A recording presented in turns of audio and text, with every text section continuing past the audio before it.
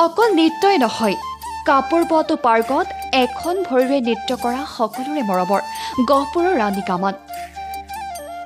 ৰাণী কামানে নিজ হাতেৰে বৈ একোটাকৈ মিচিং চোলা আৰু মাফলা উপহাৰ দিলে শংকৰদেৱ শিক্ষা নিকেতনৰ সভাপতি উদয়াদিত্য গোস্বামীৰ লগতে বিদ্যালয়খনৰ অধ্যক্ষ জয়ন্ত শইকীয়াক।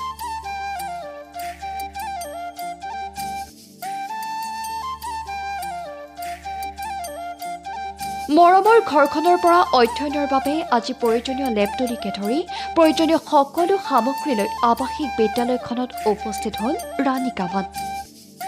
মৰমৰ ঘৰখনক সেৱা কৰি গাঁৱৰ মানুহৰ আশীৰ্বাদ লৈ এখন অটত সকলো বস্তু উঠাই ল'লে ৰাণীয়ে।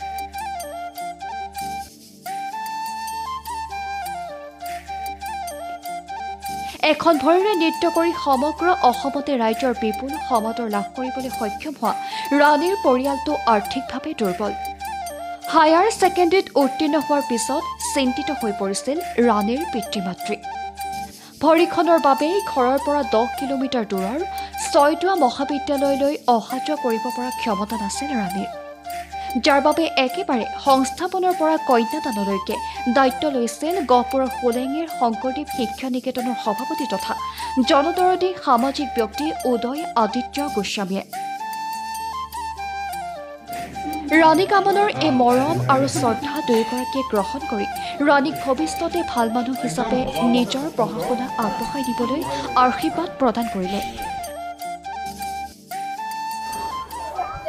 আজি বহুত ভাল লাগিছে। মই ঘৰৰ পৰা হোষ্টেলত থাকিবলৈ আহিছোঁ। মনটো ভালো লাগিছে, অলপ বেয়াও লাগিছে। ঘৰৰ পৰা মই ঘৰৰ পৰা আহিছোঁ আৰু মই বেগ কিবা কিবি মোৰ প্ৰয়োজনীয় বস্তুখিনি মই লৈ আনিছোঁ। হয়, মই আগৰ পৰাই ভাবি আছিলোঁ এনেকুৱা স্কুলত পঢ়িব পালে মানে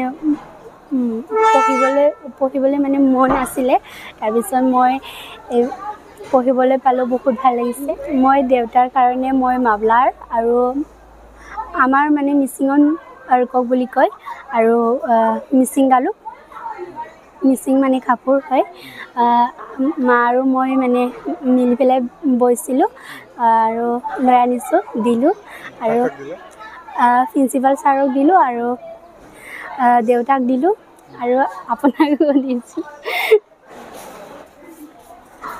যিহেতু এইখন স্কুলত মোবাইল ব্যৱহাৰ কৰিব নিদিয়ে, তাৰপিছত মই ফেচবুক, ইউটিউবত মই এতিয়াৰ পৰা মানে কমকৈ মোক দেখা পাব আৰু কমকৈ দেখা পালেও মোক সকলোৱে মোক ছাপোৰ্ট কৰি থাকিব।